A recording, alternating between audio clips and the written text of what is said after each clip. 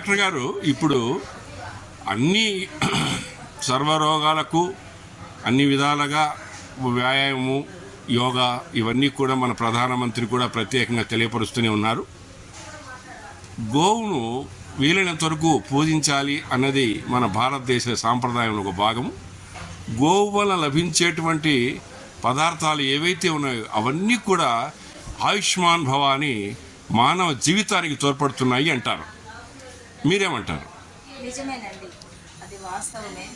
గోవుకు సంబంధించిన అన్ని పాలు, పెరుగు, నెయ్యి, మూత్రము, పేడ అన్నీ పంచగవ్యాలు అంటారు వీటిని. ఇవి మెడిసినల్గా కూడా యూస్ఫుల్లేనండి, మామూలుగా కూడా తీసుకోవచ్చు. చర్మ రోగము ఇలాంటి వాటిలో, కొన్ని బ్రెయిన్కి సంబంధించిన వాటిలో కూడా ఇవి ఉపయోగకరంగా ఉంటాయి. మేము కొన్ని మందుల్లో, మెడిసిన్స్లో కూడా కొన్ని ఫార్ములాస్లో ఇది వాడుతూ ఉంటామండి. మా హస్బెండ్ రిటైర్డ్ ప్రొఫెసర్ అండి, డాక్టర్ నామన్ కృష్ణయ్య. తను ఎక్కువగా ఆటిజము, సెరిబ్రల్ పాలసీ ఇలాంటి కేసెస్ చూస్తూ ఉంటారు. వాటిలో కొన్ని ఫార్ములాస్ కూడా చట్నీ చేసి ఏ రూపంలోనైనా తీసుకోవడం ముఖ్యం.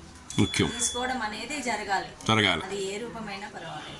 సో ఇప్పుడు ఆయుర్వేదిక్లో అశ్వగంధ మన దగ్గర ఏమేమి ఉన్నాయమ్మా ఇప్పుడు మనకు ప్రధానంగా వెళ్ళేటివి?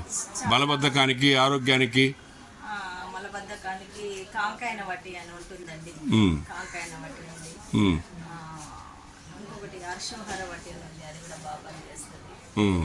అవిపత్తికర చూర్ణం ఉంది, దాడి మాస్టర్గా చూర్ణం ఉంది. తర్వాత ఇప్పుడు గ్యాస్ట్రిక్ కానీ వాటికని అన్నీ కూడా మీకు సప్లై పూర్తిగా ఉంది కాబట్టి మీరు ఫ్రీ సప్లై ఇస్తారమ్మా? ఇప్పుడు పెద్ద పెద్ద జబ్బులు, క్షయ లాంటివి వాటికి కూడా కొంచెం లాంగ్ టైం తీసుకుంటుంది, పడుతుంది. ఆయుర్వేదంలో ఏంటంటే జబ్బుకు ట్రీట్మెంట్ ఉండదండి, జబ్బు ఎందుకు వచ్చింది అనే కారణానికి ట్రీట్మెంట్ ఉంటుంది.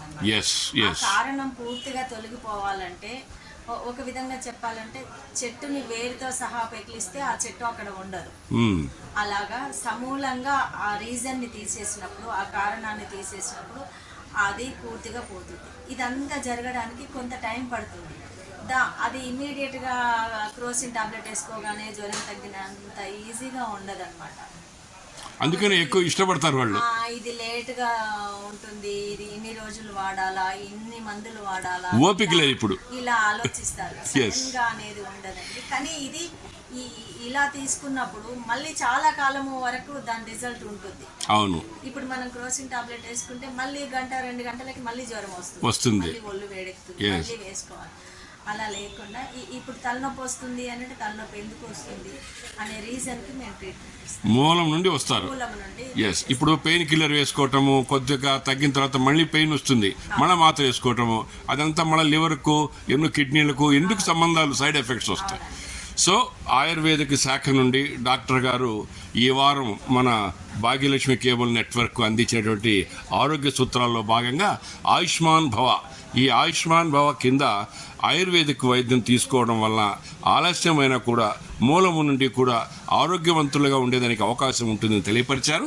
ధన్యవాదాలు మేడం, నమస్కారం.